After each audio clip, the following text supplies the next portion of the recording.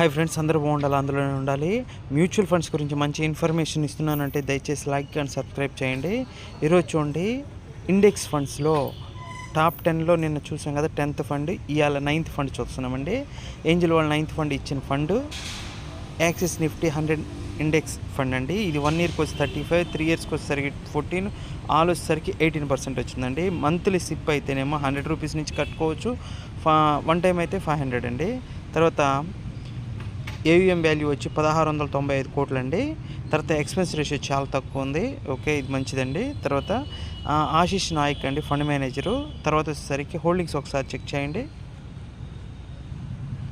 Angel వాళ్ళు 9వ rank ఇస్తే ఇక్కడ వాల్యూ రీసెర్చ్ 3 స్టార్ ఇచ్చారండి. ఈరోజు చూడండి, నాకు లాస్ వచ్చిందండి 611 రూపాయలు. టోటల్గా 1,17,944 అండి. 19% వచ్చింది.